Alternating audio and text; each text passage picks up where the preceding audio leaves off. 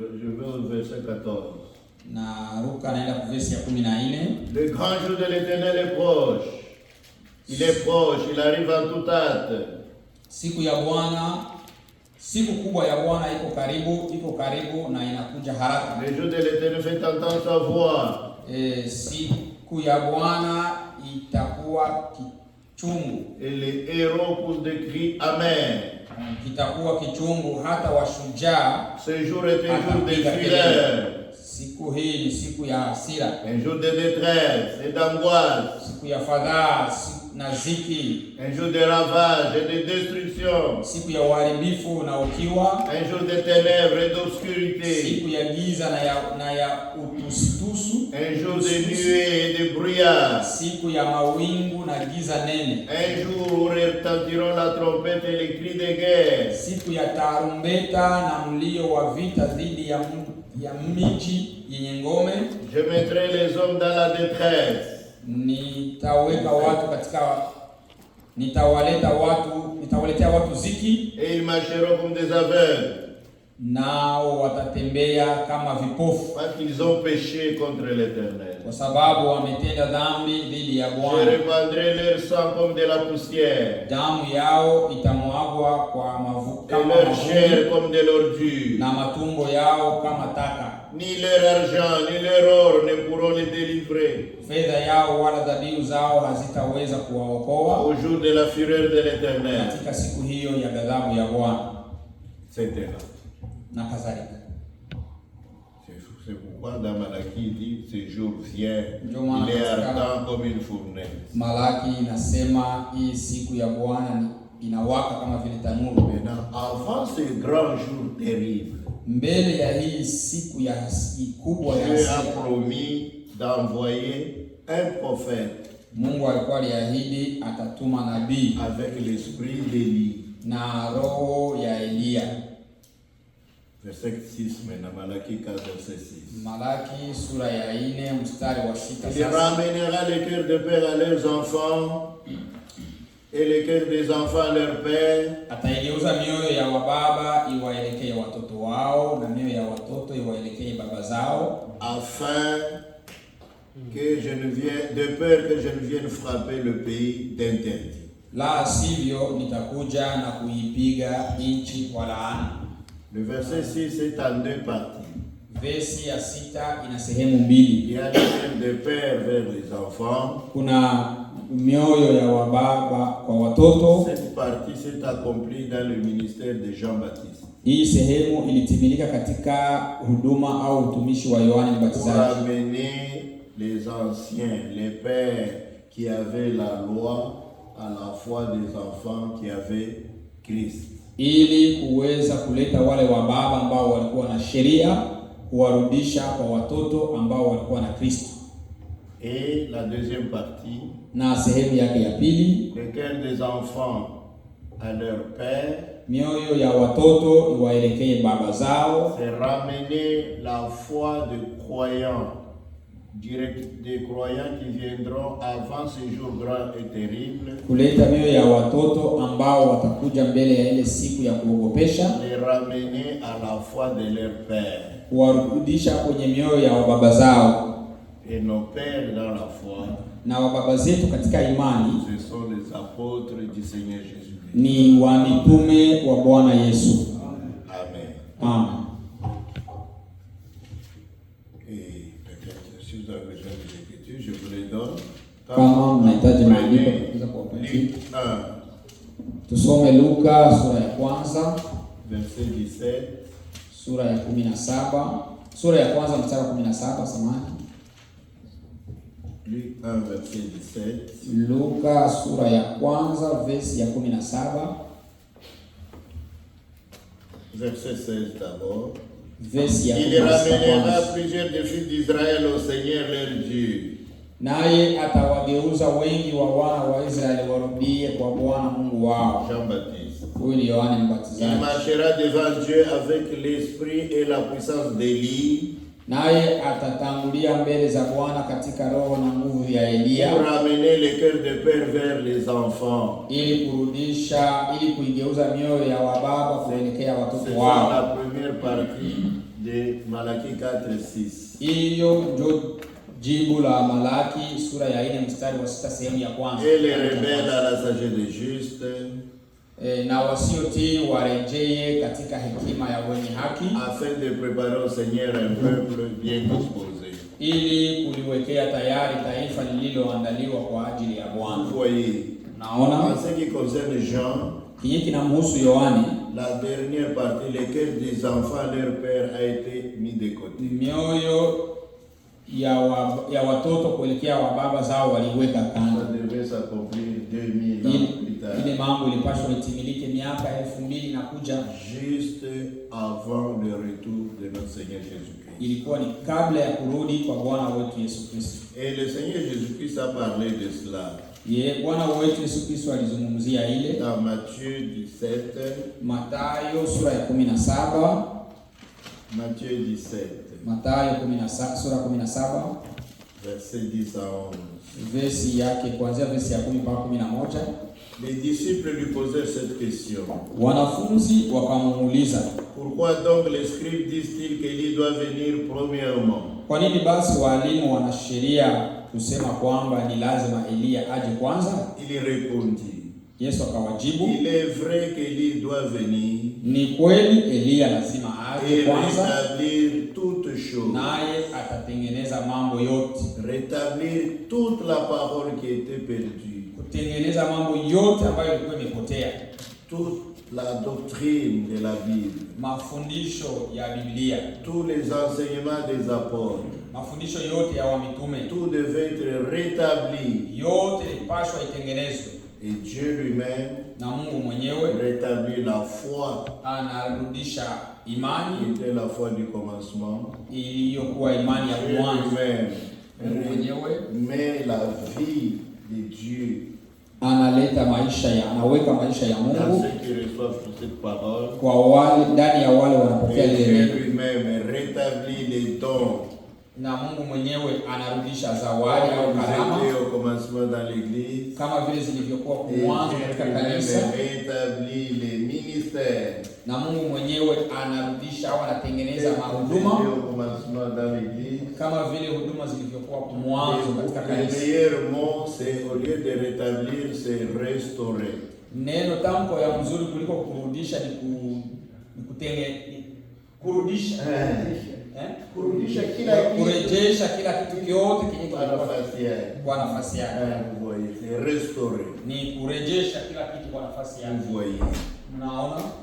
Cela a été promis dans la Bible. Ile ilikuwa imeahidiwa katika Biblia. Et ce sera par le ministère d'Élie. Na ile itakuwa kwa huduma ya Elia.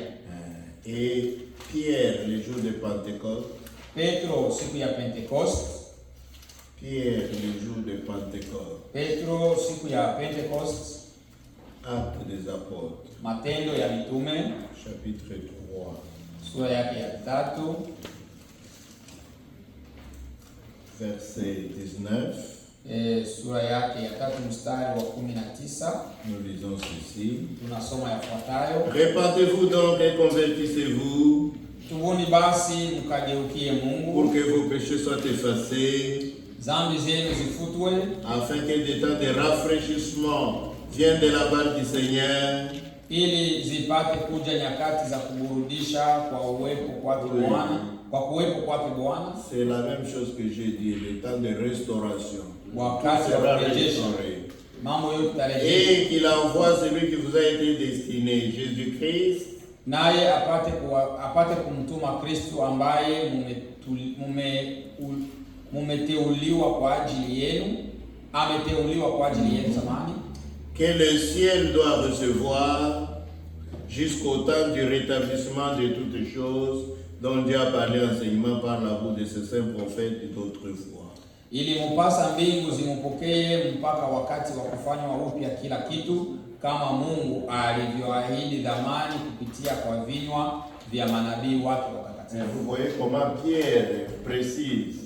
que Jésus-Christ sera regardé au ciel. Unaona jinsi Petro anavihakikisha na kupanga mzuri kwamba Yesu atachungwa mbinguni Jusqu'au temps du rétablissement de toutes choses. Mpaka wakati wa kutengenezwa wa mambo yote. Dont Dieu lui-même avait parlé par la bouche de ses saints prophètes d'autrefois. Ambao Mungu alikuwa amezungumza kupitia vinywa vya manabii wa kitambo zamani. C'est cela le ministère d'aujourd'hui. Ile ndio huduma ya leo. Et cet homme que Dieu a envoyé pour faire ce travail, na huu mtu ambaye Mungu alituma kufanya hii kazi, c'est évidemment le frère Branham. Kwa kweli ni ndugu William Branham. J'ai appris ici aux États-Unis, kwamba hapa Marekani, à cause de tout ce qu'on place sur Internet, kwa sababu ya hii yote yenyewe watu wanaweka kwenye mitandao, il y a une grande opposition contre Frère Branham.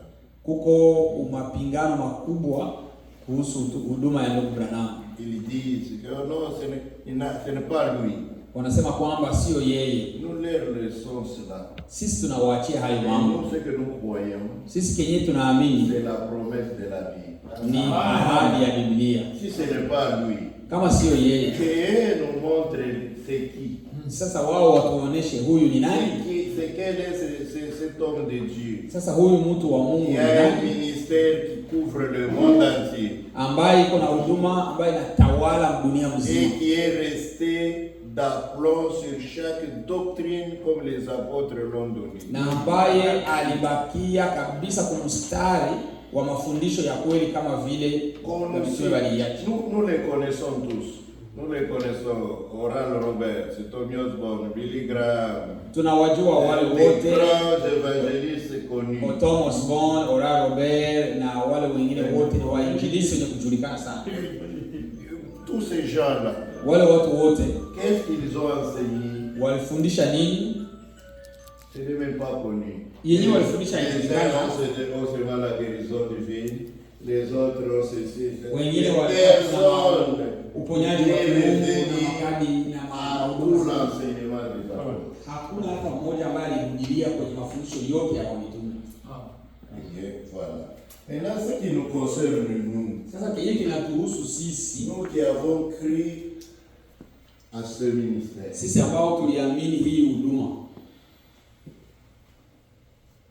La grande confusion, mchanganyiko mkubwa, c'est que les gens ne connaissant pas les Écritures, watu hawajui maandiko, les gens ayant évolué dans les dénominations, watu walikomaa katika madhehebu, ne connaissant pas les Écritures, hawajui maandiko, ils ont pensé que Frère Branham, walifikiria kwamba ndugu Branham il donnait des révélations alikuwa analeta maufunuo que Dieu lui a donné, ambazo Mungu alimpatia, qui ne sont pas conformes aux Écritures, ambazo haziambatani na maandiko.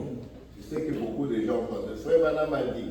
Ndio vile watu wengi wanaanza kusema ndugu Branham alisema, ndugu Branham alisema, ndugu Branham alisema, sans chercher à voir si cela est conforme aux Écritures. Bila kutafuta kuhakikisha kujua kwamba ile alisema inaambatana. C'est ça la grande difficulté. Ndio tatizo kubwa tunayo. Le frère Branham lui-même, ndugu Branham yeye mwenyewe n'était pas un docteur. Hakuwa kama mwalimu. Il était un prophète. Alikuwa nabii. Vous connaissez comment les prophètes de l'Ancien Testament sont. Mnajua visi manabii wa Agano la Kale walivyo. Les prophètes de l'Ancien Testament parlent quelque chose au présent. Wa manabii wa Agano la Kale walikuwa wanaongea kitu kwa hiyo wakati wao. C'est une chose qui va arriver 1000 ans après. Ni kitu ambacho kitatokea miaka 1000 après. Au miaka 100 baada ya ça se passe aujourd'hui. Lakini wanaviongelea kama ni mambo iko nafanyika leo. Et ils mettent dans un même verset wanaweka mwele verse moja ce qui doit s'accomplir lors de la première venue de Jésus-Christ, mambo ambayo itatimilika wakati wa kuja kwa kwanza et lors de la seconde venue de Jésus-Christ, na ile itafanyika wakati wa ils mettent ça dans un verset. Yote ile wanaichanga verse moja. On se passe seulement peut-être par une virgule. Une chose doit s'accomplir lors de la première venue de Christ, et l'autre chose doit s'accomplir itafanyika kuja kwa kwanza kwa Yesu Kristo, na itafanyika kuja kwa pili kwa Yesu Kristo. Yote wanachana. C'est pourquoi quand Dieu maintenant accomplit la chose. Sasa kama Mungu anatimiza ya mambo, Ceux qui participent à l'accomplissement de la chose, wale ambao wanashiriki katika ile utimilifu wa mambo, place correctement ce qui s'accomplit. Wao wanauweka kabisa na mzuri sehemu yake yale ambayo yanafanyika. Ce qui ne s'accomplit pas de côté. Na wanaacha yale ambayo hayatimiliki wanaiweka kando. Kwa sababu itatimilika masiku zinakuja. Ce que j'ai lu à propos de Jean-Baptiste. Ni kama vile nilisema kuhusu Yohana Mbatizaji. Il ramènera atarudisha de cœur de père à leurs enfants. Mioyo ya baba kuelekea watoto wao. Et on ne cite pas notre partie qui suit. Na sehemu nyingine ambayo inaendelea. Ça devait s'accomplir plus tard. Kwa sababu ilipaswa kutimilika masiku za mbele. Je vais vous donner une autre écriture. Nitawapa andiko nyingine. Dans Malaki là. Mule tumo Malaki. Malaki 4. Malaki sura ya 4. Malaki 3. Malaki sura ya 3. Malaki 3. Malaki sura ya 1. Verse ya kwanza. Voici j'enverrai mon messager. Angalieni nitamtuma mjumbe wangu. Il préparera le chemin devant moi. Atakayeiandaa njia mbele yangu. Et soudain entrera dans son temple le Seigneur que vous cherchez. Ndipo ghafla Bwana mnayemtafuta atakuja hekaluni mwake. Et le messager de l'alliance que vous désirez. Mjumbe wa agano ambaye mnayemwonea. Dit l'Éternel de shauku. Atakuja asema Bwana mwenye nguvu zote. Un seul verset. Versi moja tu. Mais lors de l'accomplissement, lors de la première venue de Jésus-Christ, katika kuja kwa Luka sura ya 7 verset 26, versi ya 26. Qu'êtes-vous donc allez voir un prophète, oui vous dis-je, et plus qu'un prophète, c'est celui dont il est écrit, voici j'envoie mon messager devant ta face pour préparer ton chemin devant toi. Lakini mlikwenda kuona nini? Mlikwenda kumuona nabii? Naam, nawaambia yeye ni zaidi ya nabii. Huyu ndiye ambaye habari zake zimeandikwa. C'est cette partie qui concernait Jean-Baptiste. Hiki ndio kipande tu kilikuwa kinamhusu Yohana. La dernière partie. Hiki kipande sehemu nyingine ya mwisho. Et soudain entrera dans son temple le Seigneur que vous cherchez. Et le messager de l'alliance que vous désirez, voici il vient, dit l'Éternel des armées. Aseme tazame, kwa ghafla Bwana mnayemngoja ataingia katika hekalu lake, na malaika wa agano mnayemtazamia atakuja. Hii sehemu nyingine. Cette dernière partie c'est lors de son retour. Hiki kipande cha mwisho ni wakati wa kurudia kwake. Quand il viendra. Wakati atarudia. Même après l'enlèvement. Ile itakuwa kisha unakuwa. Quand il viendra à ce moment-là, wakati atakuja huo wakati qui viendra comme messager de l'alliance, ndio wakati atakuja kama vile mjumbe wa agano, na ataingia mhekalu. C'est à ce moment-là que les Juifs vont le reconnaître. Ndio pale ambapo Wayahudi watamtambua. Vous lisez la suite. Kama mnasoma mambo ya Malaki 3 du verset 2 vers le bas, vous verrez que ce n'est pas lors de sa première venue, c'est lors de cette venue. Mkisoma ile verse yote ya ile sura yote ya 3 mtaona ya kwamba haitakuwa kwa hiyo wakati, ni kwa ule wakati atakaokuja. Na Wayahudi watamtambua. Maintenant frère Branham dit, je ne suis pas un docteur. Ndugu Branham anaongea, mimi si mwalimu. Tout ce que je vous dis, ndio maana yote ninayowaambia, ramenez ça aux Écritures. Yote ninayowaambia muirudishe kwenye maandiko. Ça ne se trouve pas dans les Écritures. Kama ile haipatikani mu maandiko, mettez-les de côté. Amen. Muweke kando. Amen. Amen. Ça c'est frère Branham. Ule ni ndugu Branham anaongea vile. C'est un vrai prophète. Alikuwa ni nabii wa kweli. Et un homme juste. Na mtu wa kuongoka. Un homme honnête. Na mtu mwaminifu. Il n'a pas voulu que les gens prennent un frère Branham a dit, frère Branham a dit. Tout ce que je vous dis, ramenez ça aux Écritures. Yote kenye mimi nasema mkirudishe kwenye maandiko. Et il faut que ça soit clair dans les Écritures. Na inabidi iwe wazi. Que ça ne soit pas une écriture énigmatique. Isiwe kama andiko moja hivi kwa sababu vile alina bana ikunja. Que ça ne soit pas une écriture symbolique. Isiwe tu kama ni andiko ya mifano. Quand ça doit être une doctrine à vivre parmi les enfants de Dieu. kama ni mafundisho ya msingi Il ya faut watu que wenye vous wataishi, trouviez ça écrit clairement dans les Écritures. inabidi kuikute imeandikwa wazi wazi katika maandiko. N'ajoutez pas vos pensées dans les Écritures. Msiongeze mawazo yenu mu maandiko. Acceptez les Écritures telles que c'est écrit. Mupokee maandiko sawa sawa imeandikwa. Soit Au c'est aussi clair comme c'est écrit, au ni iko wazi kama gisi imeandikwa, soit c'est interprété par une autre écriture plus claire. au imetafsiriwa na ingine andiko ambayo imeitafsiri vizuri. Par exemple, Kwa mfano, les baptisants au nom du Père, du Fils et du Saint-Esprit. kuwabatiza mjina la Baba na Mwana na Roho Mtakatifu. Concernant le baptême. Kuhusu ubatizo, Et plus loin, kule vous mbele trouvez mnaona les baptisants au nom du Seigneur Jésus-Christ. mnaikuta kuwabatiza Pour mjina la Bwana Yesu être, Kristo. pour être clair, Kwa kuwa wazi, vous allez prendre lequel? mtachukua andiko gani? Tous les deux sont des écritures. Yote mbili ni maandiko, Mais la deuxième écriture, lakini hii andiko ya pili, la deuxième écriture hii andiko ya pili interprète la première. inatafsiri andiko ya kwanza, Montre quel est le nom. inaonesha jina ni lipi. Parce que dans la première écriture, il n'y a pas de nom. Kwa sababu katika jina andiko ya kwanza hamna jina, Il n'y a que des titres. mko mavieo. Vous êtes avec moi? Sijui kama tuko pamoja. Et les apôtres ont dit, Na mitume il walisema n'y a sous le ciel chini ya mbingu aucun autre nom hakuna jina qui lingine a été donné parmi les hommes ambalo wanadamu par walipewa, lequel nous devions être sauvés. kwa njia ya hilo Vous tutaokolewa. voyez, il faut donc déterminer quel est le nom. Inabidi sasa kuleta uhakikisha jina Sans ni gani, ambiguïté.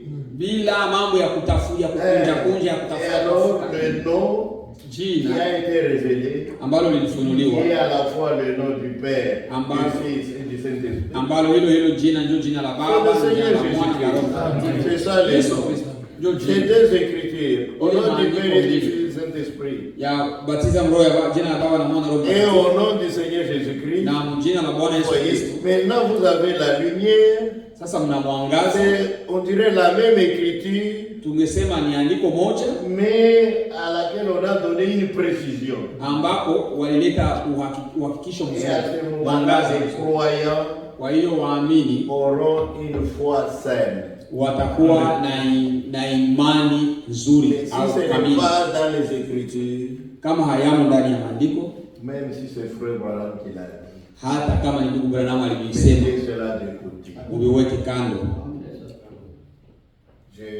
Je vous donne quelques autres explications, Nawapatia mafasirio mengine surtout concernant les visions zaidi kuhusu maono, de Frère Branham. maono Il y ya a ndugu beaucoup Branham. de choses Kuna mambo mengi que vous ne pouvez pas expliquer. ambayo hamwezi kufasiria. Laissez ça de côté. Mwache ile mambo C'est pembeni. vrai, Ni kweli, mais vous ne savez pas l'expliquer. hamjui kuvifasiria, Mettez ça de côté. muweke pembeni. Prêchez ce qui est nécessaire aux enfants de Dieu. Muhubiri vile vya muhimu kwa watoto ya Mungu. Vous voulez un exemple?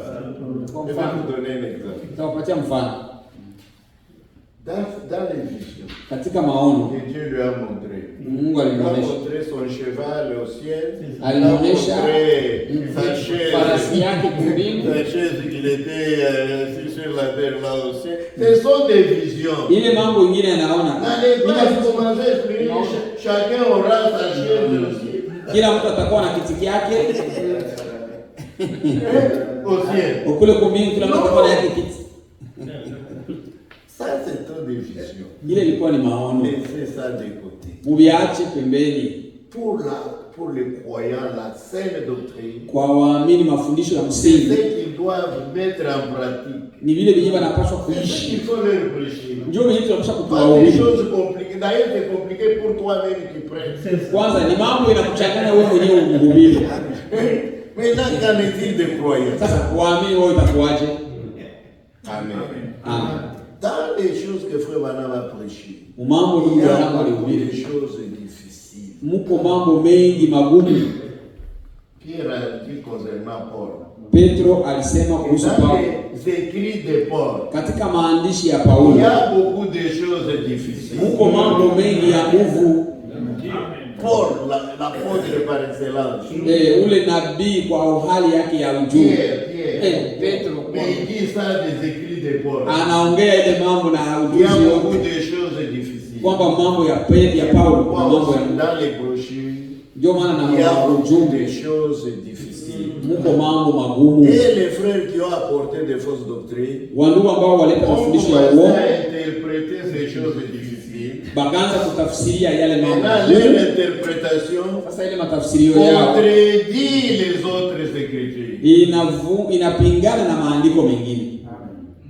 Vous voyez. Non. Donc, le message de Frère Branham, Ujumbe wa ndugu Branham en résumé, kwa kifupi c'est retourner aux Écritures. ni kurudia kwenye maandiko, C'est retourner aux Écritures. ni kurudia Que kwenye chaque maandiko. doctrine Mafundisho yote, kila mafundisho ya soit msingi confirmé dans les Écritures, ihakikishwe ndani ya de maandiko, Genèse kuanzia mwanzo à Apocalypse. mpaka kwenye N'ayez Ufunuo. pas une doctrine Usiwe na qui n'est mafundisho pas confirmée dans les Écritures. usiwe na mafundisho ya msingi ambayo haihakikishwi na maandiko.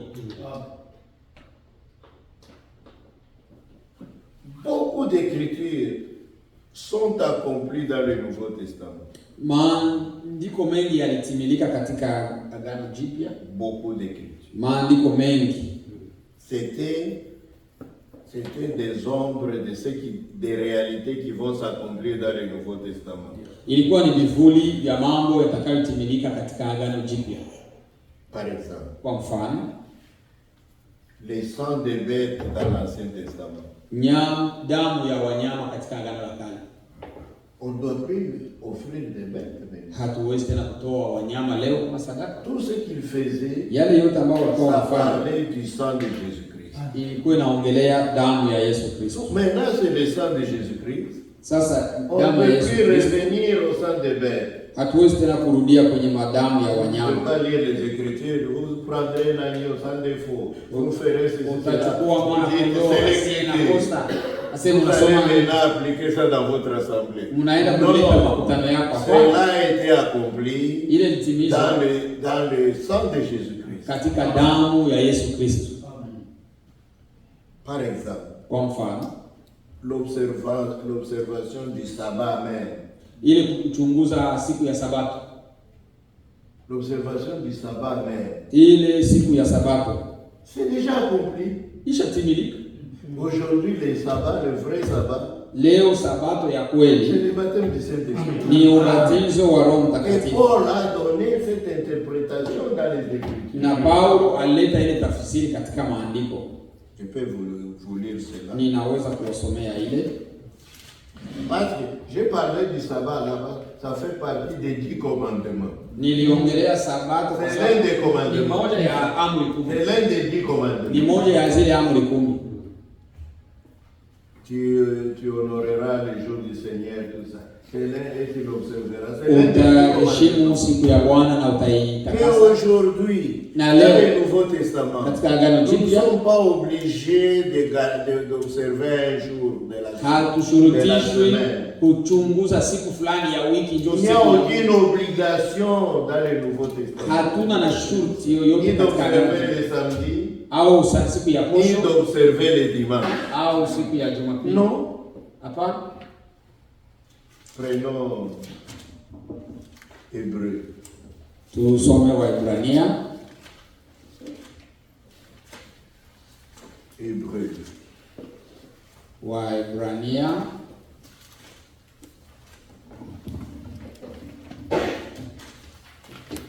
Hébreu chapitre 4. soma Waebrania sura ya 4.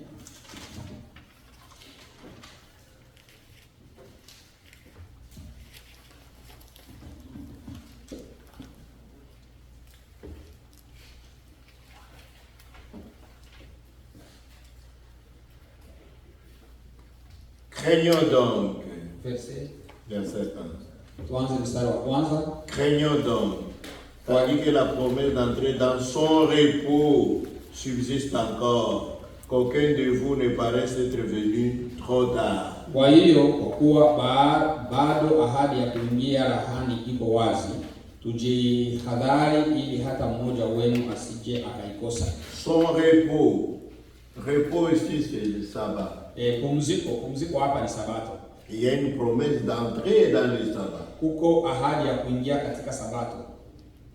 Car cette bonne nouvelle nous a été annoncée aussi bien qu'à eux. Kwa maana sisi pia tumesikia injili. Mais la parole qui leur fut annoncée ne leur servit de rien. Kama nao walioisikia, lakini ujumbe ule waliousikia haukuwa na maana kwao. Parce que ne trouva pas de la foi chez ceux qui l'entendirent. Kwa sababu wale waliousikia hawakuchanganya na imani. Pour nous qui avons cru, nous entrons dans le repos. Tunaingia katika ile raha. Dans le sabbat. Au Sabato. Selon qu'il dit, je j'irai dans ma colère, ils n'entreront pas dans mon repos. Kama vile Mungu alivyosema, kwa hiyo nikiapa katika hasira yangu kamwe hawataingia rahani mwangu. Il dit cela, quoique ses œuvres aient été achevées depuis la création du monde. Lakini kazi yake ilikamilika tangu kuumbwa kwa ulimwengu. Car il a parlé quelque part ainsi du septième jour.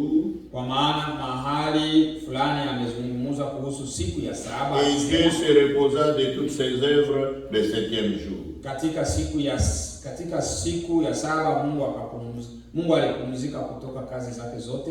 Et ici encore, ils n'entreront pas dans mon repos. Tena hapa juu asema kama hawataingia rahani mwangu. Or, puisqu'il est encore réservé à quelques-uns d'y entrer. Kwa hiyo inabaki kuwa wazi kwa wengine kuingia. Et que ceux à qui d'abord la promesse a été faite n'y sont pas entrés à cause de leur désobéissance. Nao wale wa kwanza waliopokea injili walishindwa kuingia kwa sababu ya kutokutii. Dieu fixe de nouveau un jour, aujourd'hui. Kwa hiyo Mungu ameweka siku nyingine akaiita leo. Aujourd'hui, ce n'est plus un jour de 24 heures. Haiko siku ya saa 24. C'est le jour du salut. Ni siku ya wokovu. C'est un jour qui fait à peu près 2000 ans. Ni siku ambayo kuna karibu miaka 2000. Mais on appelle ça aujourd'hui. Lakini wanaita leo. En disant dans David, bien longtemps après, akisema kwa kinywa cha Daudi baadaye sana. Comme il est dit plus haut, aujourd'hui, si vous entendez sa voix, n'endissez pas vos cœurs. Kwa maneno aliyotangulia kunenwa, leo kama mkisikia sauti yake msifanye mioyo yenu migumu. Verset 8. Car si Josué leur avait donné le repos, kwa maana kama Yoshua alikuwa amewapa raha, Dieu ne parlerait pas après cela d'un autre jour. Mungu hangesema tena baadaye kuhusu siku nyingine. Vous voyez, no. Le repos en Canaan, l'entrée en Canaan, ile raha ya kuingia Kanaani, le repos. Baliita pumziko. Et le septième jour, on appelle ça le repos. Na siku ya saba wanaita repos. Hizo ni mapumziko. Dieu annonce encore un autre jour. Mungu tena anasema nyingine siku itakuja. Donc les autres jours là n'étaient que de préfiguration. Zile zingine masiku ilikuwa ni masiku tu za kumaanisha kitu fulani. Verset 9. Il y a donc un repos de sabbat réservé au peuple de Dieu. Imebaki raha ya sabato kwa ajili ya watu wa Mungu. Car celui qui entre dans le repos de Dieu kwa kuwa kila mmoja anayeingia se repose de ses œuvres comme Dieu s'est reposé des siennes. Pia kupumzika kutoka kazi zake mwenyewe kama vile Mungu alivyopumzika. Empressons-nous donc d'entrer dans ce repos. Basi na tufanye bidii kuingia katika afin que personne ne tombe en donnant le même exemple de désobéissance. Ili kwamba mtu asiwepo yeyote atakayeanguka kwa kufuata mfano wao. Ce n'est ni les samedis, haiko ni siku ya posho, haina hao kuingia Kanaani. Dans les samedis, kwa sababu ile siku ya posho watu wote wanaingia wanatoka, wanaingia wanatoka. Le Canaan, ce n'était pas le vrai repos. Kanaani haikuwa pumziko ya kweli. Mais dans le baptême du Saint-Esprit, katika ubatizo wa Roho Mtakatifu, dans le repos, mnaingia katika pumziko ya lote de vos œuvres anciennes. Mnapumzika kutoka matendo yenu ya zamani. Vous voyez. Donc cela a été clarifié, ile iliwekwa wazi a wazi, été comment accompli. ile litimilika. Et c'est comme ça que vous devez lire les Écritures. Ndio vile unapaswa kusoma maandiko, Mais lakini dans la parole de Dieu, katika neno la Mungu, tout ce qu'il y a comme loi des ordonnances yenye uko masheria na makanuni concernant les sabbats, kuhusu sabato, concernant les rites dans les temples, kulingana na jinsi utaratibu ulikuwa unatembea katika hekalu la makuhani, tout cela a été accompli. ile yote ilitimilika. Mais la loi divine Lakini sheria ya kiungu reste toujours. inabaki pale pale. Tu ne voleras pas. Hautaiba. C'est valable dans l'Ancien Testament. Ilikuwa mwagano la C'est kale valable dans le Nouveau na Testament. mpaka leo mwagano jipya Tu ne ingali. tueras pas. Usiue. C'est valable dans l'Ancien Ilikuwa Testament. C'est inahitajika valable mwagano la dans le kale Nouveau Testament. na mwagano jipya Mais ce inahitajika. qui concernait les rites, les observations des rites, les sacrifices, Lakini ile mambo ilikuwa inahusu taratibu, makanuni fulani juu ya kufanya mambo fulani mhekalu, ile yote ile. ça c'était juste une explication. Ile ilikuwa tu Le ni mafasiri. message de Frère Branham, Sasa ujumbe wa ndugu Branham c'est un message complet. ilikuwa ni ujumbe ni kuenea, C'est le retour aux Écritures. ni kurudia kwenye Faites maandiko. attention en prêchant Muwe hange wakati mnahubiri, d'aller au-delà des Écritures. kuenda kinyume nje ya maandiko, msiende nje ya maandiko. C'est qui, bon, je parle de tout ça ensemble, Naongea c'est yote qui kwa pamoja. provoque souvent les divisions. Kenye kinaleta zaidi Ce mivurugano, sont les gens matengano. qui vont au-delà des Écritures. Ni watu ambao wanaenda nje ya Si nous maandiko. tous nous restons dans les Écritures, Kama sisi wote tunabaki mu il n'y maandiko, aura pas tous ces problèmes. hii matatizo tutakuwa nayo Aujourd'hui parmi nous, leo katikati yetu. personne n'a de problème sur la révélation de la divinité de Jésus-Christ. Hakuna mtu iko na problemu kuhusu ufunulio wa uungu wa Yesu Kristo. Personne n'a de problème Hakuna mtu iko na matatizo si nos sœurs doivent couper leurs cheveux ou pas. au sote dada yetu wakati nywele au hapana. Vous ne trouverez pas ces problèmes dans les assemblées. Hamtakuta ile matatizo mu makusanyiko Parce qu'il y a les Écritures. kwa sababu kuko maandiko. Personne n'a de problème si les femmes doivent s'habiller en culotte ou en pantalon ou pas. Hakuna mu Parce qu'il makusanyiko y a une yetu écriture. kwenye bako na matatizo, wanawake bavale makabutula, bavale mapantalo.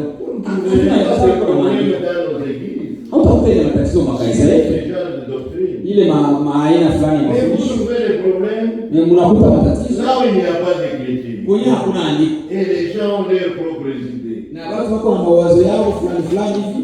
Vous voyez.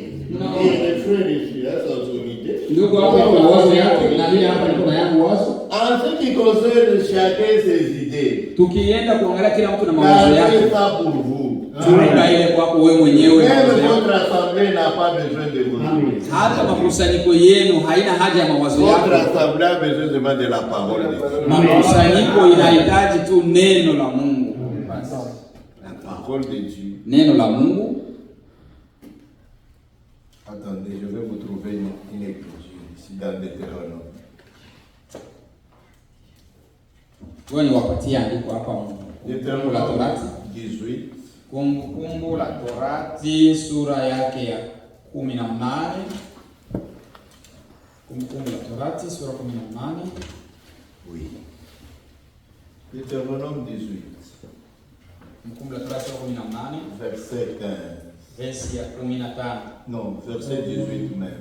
Versi yake ya 18. 18.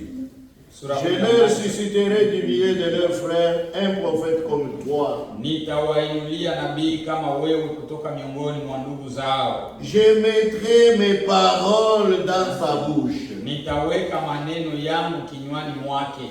Et il leur dira tout ce que je lui commanderai. Naye atawaambia kila kitu nitakachomwamuru. Et si quelqu'un n'écoute pas mes paroles qu'il dira à mon nom, Kama mtu yeyote hatasikiliza maneno yangu ambayo huyo nabii atakayosema kwa jina langu, c'est moi qui lui en demanderai compte. mimi mwenyewe nitamwajibisha. Ok. Kiswahili. Kiswahili kwa Eh, kidogo na kwetu tunasema atasamba, vitamsambisha. Ok, vous voyez. Donc, celui-ci, cette écriture concerne le Messie. Hii andiko inamhusu Masia. Dieu dit, je mettrai mes paroles dans sa bouche. Nitaweka maneno yangu ndani ya kinywa chake. Et tout ce qu'il dira, c'est ce que je lui commanderai de dire. Na vyote kenye atasema ni mimi ndio nitamwamrisha. Et c'est lui qui rejettera ce qu'il dira en mon nom. Na kila mwenye atakatala vile vile atasema mjina langu.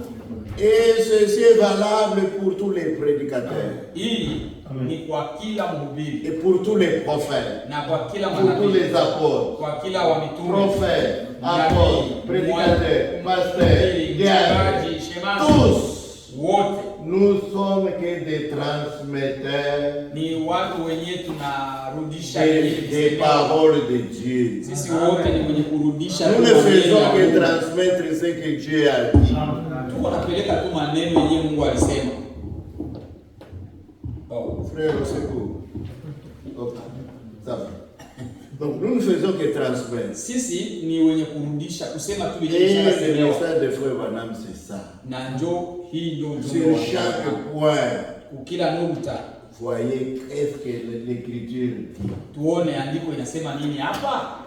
Je vais vous lire aussi ce que Paul a dit dans 1 Corinthiens 4. Nitawasomea pia yale Paulo anasema katika Wakorinto wa kwanza sura ya 4 verset 6. Wakorinto wa kwanza sura ya 4 mstari wa 6.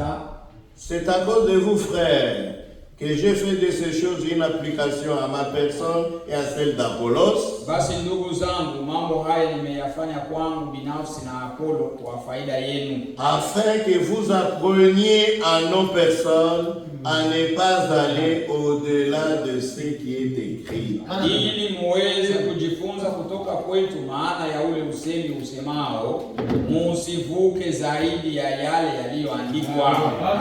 Moi, je ne vais pas au-delà de ce qui est écrit. Apollo ne va pas au-delà de cet écrit. Vous apprenez aussi à partir de nous de ne pas aller au-delà de ce qui est écrit. Yani Paulo mwenyewe alibakia mbele limeandikwa, Apollo alibakia mbele limeandikwa, na ninyi au sisi pia tujifunze kubakia mwa yale yaliyoandikwa. Et que dire de la malédiction que Paul a prononcée? Na tuepuke ile laana yenye Paulo. Que dire de la malédiction que Paul a prononcée? Nitasemaje kwa ile malaana yenye Paulo Quand nous-mêmes, kama sisi wenyewe un ange du ciel, au malaika vous annoncerez l'évangile différent de celui que nous avons prêché, qu'il soit anathème. Akileta mahubiri au injili nyingine tofauti na ile yenyewe sisi tulihubiri, alaaniwe. Je l'ai dit précédemment. Nilisema kumwanzo, je le répète encore. Ninayarudia tena. Kwa hiyo si quelqu'un vous prêche kama mtu un évangile différent de celui que nous avons prêché, qu'il soit anathème. Alaaniwe. Si nous tous en tant que prédicateurs, nous avons suffisamment de crainte. Sisi kama wahubiri kama tungekuwa na uoga mingi qu'il y a une malédiction, kwamba kuna laana hapa, nous devons nous en tenir seulement aux Écritures. Tulipaswa kujifungia tu kwenye andiko. Nous n'aurons pas d'autres problèmes. Hatungekuwa na matatizo. Amen. Amen. Jésus a dit, Yesu alisema, si vous ajoutez ou vous retranchez, kama mnaongeza au mnapunguza, vous serez exclus du royaume de Dieu. Mtawekwa nje ya ufalme wa Mungu. Et tous les fléaux décrits dans la Bible vont. Na ile mapigo yote nasema Biblia itawapata. Les dénominations n'ont pas peur. Watu wa madhehebu hawana uoga. C'est pourquoi ils n'hériteront pas. Kwa sababu ndio maana hawatarithi. L'héritage c'est pour nous. Ulinzi ni wetu Nous sisi. devons rester dans les limites des Écritures. Lakini tunapaswa kubakia mipaka ya maandiko. Amen. Amen. Maintenant, laissez-moi vous trouver quelques citations. Ngoje ni wapatie misemo Dans le message de Frère Branham, ça va vous aider. Ndani ya misemo ya ndugu Branham itasaidia. Prenez d'abord Chukue kwanza Christ identifié dans tous les âges. Kristo anatambulishwa katika vizazi vyote. C'est une prédication de Frère Branham. Ni mahubiri ya ndugu Branham Du 9 avril 1964. Mwezi wa 4 tarehe 9 ya mwezi wa 4 1964. 9 avril 1964. 9 avril 1964. Christ identifié dans tous les âges. Kristo mwenye kujitambulisha katika vizazi vyote. Le paragraphe, c'est 117. 117? Oui. 117. Paragraphe 117. Laissez-moi trouver ça rapidement.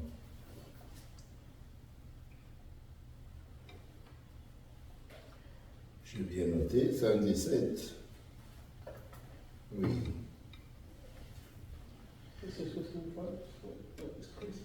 Christ identifié dans tous les âges. 64 04 09. Oui, j'ai lu ça. 09. Et nous avons reçu la 09. 09 04 64. Je vous peut-être à l'envers. Et nous avons reçu la promesse de la restauration. Quel paragraphe? 117. Nous avons reçu la promesse de la restauration, c'est dont je vous ai parlé. Restaurer toute la parole. 117. Nous sommes ensemble? Une minute, oui, c'est la voix de Dieu, moi, Suzanne. C'est la voix de Dieu. Oui.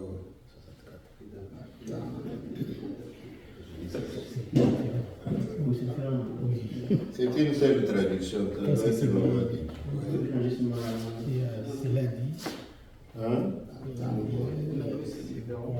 C'est différent. En anglais, c'est différent. Moi, je suis en français. Vous allez chercher vous-même en anglais. Et nous avons reçu la promesse de la restauration. Tulipokea ahadi ya kutengeneza au kurudisha vitu vyote. Toute voix a un message derrière elle. Kila sauti ina ujumbe nyuma yake. Et le message na ujumbe était de ramener la foi à la foi originelle. Ilikuwa ya kurudisha imani kwa imani ya kumwanzo. C'est ça Malaki 4. Ndio Malaki sura ya 4. Ramener les gens kurudisha watu à la foi des pères. Kwenye imani ya baba. Ils se sont donné éperdument toutes sortes de choses.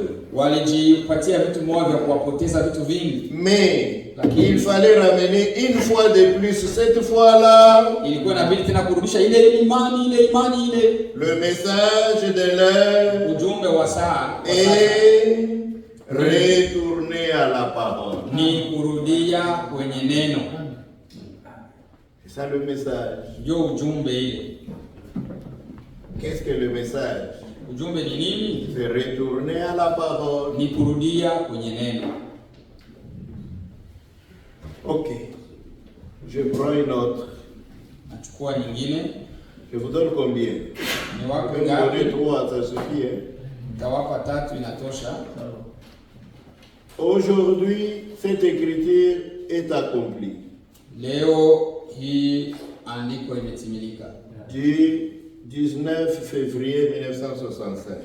19 février 1965. Oui. Tarehe 19 za mwezi wa pili mwaka wa 1965. Bon, je prends d'abord la voix de Dieu parce qu'ici il y a deux traductions. Ya chukue tafsiri ya la voix de Dieu. Paragraphe 152. Paragrafu kipengele chake cha 152. Oui, c'est bien. 152. Selon Malaki 4. Kulingana na Malaki sura ya 4. Un passage de l'écriture sehemu ya andiko il doit venir un message qui secouera le cœur des gens utakuwa ujumbe ambao itatingiza mioyo ya watu pour les ramener directement au Père apostolique. ili kuwarudisha moja kwa moja kwenye wababa mitume. Quelqu'un doit entrer en scène. Mtu fulani anapaswa kuanza kazi. Quelqu'un avec la puissance d'Élie, mtu ambaye na nguvu za Elia ataingia katika kazi. Un homme du désert qui paraîtra, mtu wa jangwa ambaye atatokea et qui aura un message, na ambaye atakuwa na ujumbe, qui ramènera tout droit à la parole de nouveau, ambao utarudisha watu moja kwa moja kwenye neno. La parole, ce sont les Écritures. Neno ni maandiko. La Bible que nous avons là, c'est ça la parole de Dieu. Biblia tunayo njo neno. Notre Bible ici. Hii Biblia hii, c'est ça la parole de Dieu. Njo neno la Mungu. Maintenant, sasa il y a plusieurs versions de la Bible. Kuko matafsiri nyingi za Biblia. C'est-à-dire, c'est pour montrer que ce sont les hommes qui ont essayé de traduire la parole originelle dans une autre langue. Ni kuonesha kwamba watu walijaribu kutafsiri neno lugha zingine. C'est de cette manière que tous n'ont pas eu les mots qu'il fallait pour traduire. Wote hawakuwa na maneno ambayo ilikuwa inastahili kwa kutafsiri. Et vous trouverez sur un point l'un traduit d'une manière, l'autre traduit d'une autre. Na utakutana katika hii tafsiri huyo alitafsiri hivi, unakutana mwingine huyo alitafsiri hivi. Maintenant, le secret c'est quoi? Sasa siri ni nini? Pour connaître la tradition la plus exacte, kujua tafsiri ambayo ni ya c'est avoir la révélation dans l'ensemble des Écritures. Ni kuwa na ufunuo wa ujumla wa maandiko. Alors vous comprendrez correctement cette écriture. Hapo ndio utaelewa vizuri ile andiko. Mais c'est la Bible ici qui est la parole de Dieu. Lakini hii Biblia ndio neno la Mungu. L'Ancien et le Nouveau Testament. Agano la Kale na Agano Jipya. Si vous prenez seulement le Nouveau Testament, vous allez vous tromper. Kama unachukua tu Agano la Kale ceux qui ont écrit le Nouveau Testament, ils se sont appuyés sur l'Ancien Testament. Kwa sababu wale waliandika Agano Jipya waliegamia sana kwenye Agano la Kale. Pourquoi ils citaient toujours selon ce que dit l'Écriture. Ce que dit l'Écriture, ça va c'est l'Ancien Testament. Kulingana na jinsi andiko inasema. Ile andiko ilikuwa inasema pale ilikuwa ni Agano la Kale. Il faut prendre les deux. Jomani il faut kuchukua vitu viwili, et le Nouveau Testament. Agano la Kale na Agano Jipya. C'est là que Paul dit, jo pale Paulo anasema, vous avez été édifiés sur le fondement juu ya misingi des apôtres et des prophètes. Na manabii. Et Jésus-Christ étant la pierre angulaire, c'est-à-dire la pierre principale. Les prophètes ont parlé de lui. Ils l'ont annoncé. Les apôtres ont parlé de lui. En montrant que ce qui était annoncé là-bas, voici ici, ça s'accomplit. Et nous avons les deux. Ndio neno la Mungu. Amen. Amen. Une autre citation. Citation nyingine.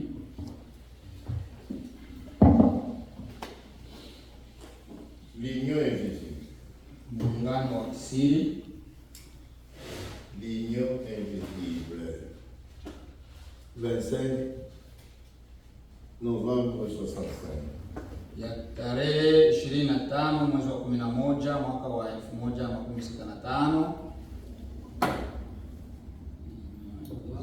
Novembre. 25 novembre 65. Mwezi wa 11 tarehe 25. La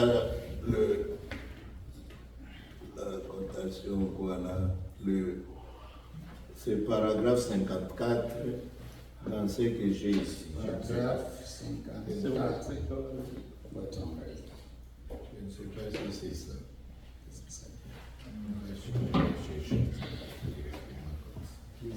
Qu'est-ce que ça dit? Attendez, je vais savoir si c'est ça.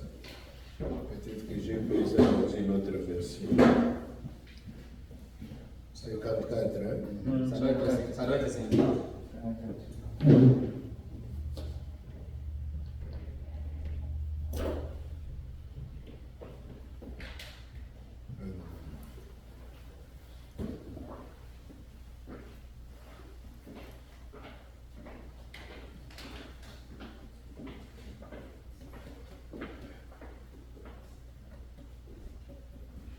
C'est 49 à 54.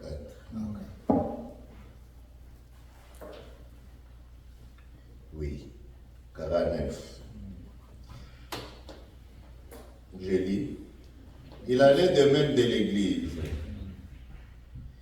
Lorsqu'elle s'est démêlée des credos, des dogmes à la parole de Dieu. Ni kama vile na kanisa wakijaribu kuongeza makanuni zao kwenye neno la Mungu. Elle ne peut être mariée à une dénomination.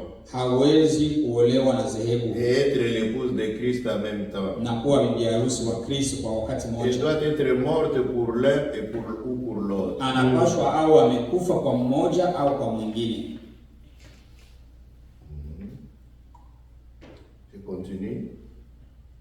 Naendelea. La loi le dit ici.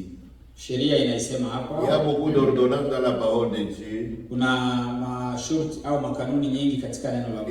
Maagizo ya mingi. Et c'est sa loi. Na sheria yake. Paul dit la même chose ici. Paulo anasema mambo moja moja hapa. Il ne peut être marié à une église à credo mondain. Hawezi kuolewa na kanisa la kidunia la makanuni et être l'épouse de Christ. Na kisha awe bibi harusi wa Kristo. L'un va à l'encontre de l'autre. Mmoja anapingana na mwingine. Maintenant, souvenez-vous, vous dites, sasa kumbukeni, Dieu, nous croyons ceci, mais nous ne croyons pas cela. Tunaamini hiki, hatuamini kile. Si vous êtes marié à Christ, kama umeoana na Kristo, Christ est la parole de Dieu. Kristo ni neno la Mungu. Dans Saint Jean, au premier chapitre, il est dit, katika Yohana Mtakatifu verse ya kwanza, au commencement était la parole. Mwanzo kulikuwa neno. La parole était avec Dieu. Na neno alikuwa pamoja na Mungu. Et la parole était Dieu. Na neno alikuwa Mungu. Et la même parole fut faite chair. Na hilo neno lilifanyika mwili. Et habita parmi nous. Likakaa katikati yetu. Christ est la parole vivante. Kristo ni neno alilo hai. Il a toujours été la parole. Na alikuwa tokea zamani neno. Il est encore la parole. Yeye hata sasa ni neno. Il sera toujours la parole. Atakuwa neno. Il fut seulement la manifestation des attributs de Dieu. Ilikuwa tu ni udhihirisho wa tabia za Mungu au asili za Mungu. Alikuwa tabia za Mungu. Car il était le fils de Dieu. Kwa sababu alikuwa mwana wa Mungu. Et tout fils est la manifestation des attributs de son père. Na kila mwana ni udhihirisho wa tabia za baba yake. Il en est de même pour vous lorsque vous étiez dans les gènes de votre père. Ni vile vile kwenu wakati mlikuwa katika viuno vya baba zenu. Je passe.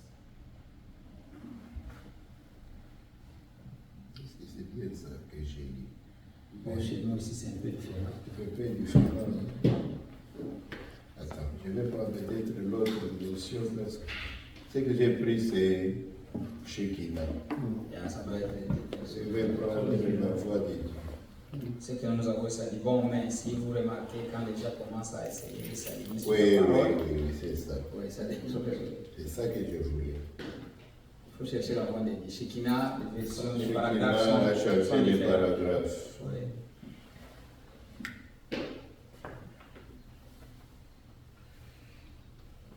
Ok. Et commencer à 49? Oui. Ok, c'est ça. Commençons avec ma 48. Remarquez ce caractère. Tazameni tabia zake. Quand vous voyez les femmes qui se déchaînent, wakati unaona wanawake jinsi wako na wanaishi, wanatomboka, qui font tout ce qu'elles veulent, wanafanya vyote wanavyovitaka. Vous observez, l'église fait la même chose. Tazameni kanisa nalo linafanya hivyo hivyo. L'église aussi fait ce qu'elle veut. Kanisa nalo linafanya kile kinyo wanataka. Remarquez. Tazameni. Mais observez. Lakini chunguzeni. Quand l'épouse spirituelle, wakati bibi harusi wa kiroho, quand elle commencera à avoir un réveil, kwake yeye wakati ataanza kupata uamsho, quand elle commencera à revenir, wakati ataanza kurudia, à s'aligner sur la parole de Dieu, anaanza kujitia kwenye mstari wa neno la Mungu, alors observez de nouveau. Sasa chunguzeni kwa huo tena. Mtaona les écritures à ce moment-là. Maandiko kwa huo wakati. Il y aura un message qui se répandra. Kutakuwa na ujumbe ambao utatawanywa pour atteindre cette épouse. Ili kuweza kumfikia ule pour atteindre cette femme élue. Ili kufikia ule mwanamke mteule. En effet, comme le monde, Satan l'imposteur. Kama dunia, shetani muongo. Celui qui a trompé la première épouse. mwenye alidanganya mke bibi harusi wa Il kwanza, l'a amené à pécher contre Dieu alimfanya atende dhambi, atende dhambi mbele ya en Mungu, mettant en doute sa parole. akimfanya ashakie neno la Et maintenant, Sasa aujourd'hui, leo comme nous voyons l'église naturelle, tunaona kanisa la qui kikawaida par son évangile intellectuel kulingana na injili yao ya kiakili s'éloigne de plus en plus de la parole wanajitenga mbali sana na neno pour s'adonner à un évangile social. ili wajipatie injili ya Nous kijamii. voyons que les femmes du monde, Tunaona wanawake wa dans la dunia rue, katika barabara, elles qui sont membres de ces églises-là, japokuwa wapo wanamemba wa zile makanisa, elles vivent dans cette même atmosphère. wanaishi katika ile hali moja moja. Il n'y a pas moyen de le leur dire. Hakuna namna ya kuwaambia, Elles ont perdu toute notion walipoteza akili yote de ce qu'est la simple décence. ya ile heshima ya Oui, kweli. oui. Voilà ce qui est arrivé aux gens, vous voyez. Tazama kile kimewafikia watu, Et c'est ce naona qui est arrivé à l'église aussi. na njoo kile kilifikia kanisa vile vile. On peut la voir se diriger tout droit vers le conseil œcuménique. Unaweza kuyaona ikienda moja kwa moja katika halmashauri Et ya aussi kanisa, sûr que 2 et 2 font 4. kama vile 2 kuongeza 2 ni Et 4, tout droit vers Rome à toute vitesse. na kwa kasi nyingi sana wanaenda Vous Roma, voyez, parce que c'est ce qui a été prophétisé. kwa sababu hii njoo ilitabiriwa.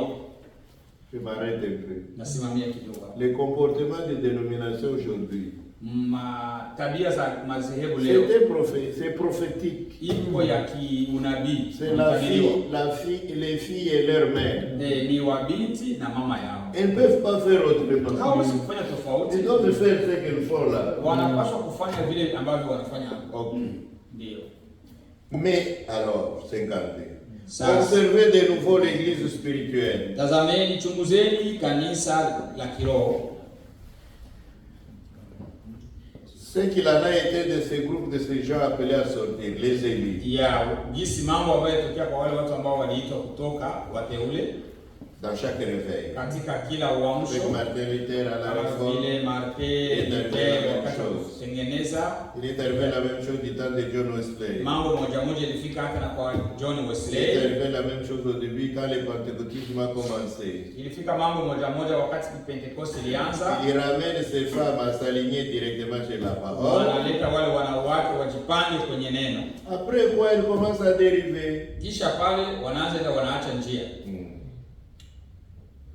Chaque réveil les ramène à la parole et printemps Kila uamsho inawaleta wajipange kwenye la neno. voilà qui retourne dans les chaos. Kisha pale wanaingia mambo mabaya Mais sana. alors, Lakini au sasa moment où les gens sont prêts à s'aligner, sasa wakati watu wako tayari kujiweka un kwenye message apparaît et ils s'alignent là-dessus. ujumbe unatokea na wanajipanga kwa ule ujumbe. Ok, 54. Vous avez complété. Bon, mais si vous remarquez, Ndio, kama mnatazama, quand les gens commencent à essayer de s'aligner sur la parole, wakati watu wanaanza kujipanga kwenye neno, c'est là qu'un message frais sorti de la parole de Dieu est adressé directement aux gens. njoo pale ujumbe mbichi wa mzuri unatoka katika neno la Mungu na unaenda moja kwa moja kwa watu. Kamata wale watu, kushika wale watu. Shika wale watu. Ils saisissent ce message. Ils Wanashika s'alignent ujumbe dessus chaque fois. na wanajipanga kwa huo ujumbe kila C'est tout wakati. simplement comme ça que Dieu, c'est ce qui arrive. Njoo hii inafika Mungu, ndio inafika kila wakati. Ce message frais Hii sorti de ujumbe la ni parole. ngali ya mbichi ngali ya mzuri inatoka mneno Pas maandiko. n'importe quel message. Haiko kila ujumbe. Paragraphe 106 à 107.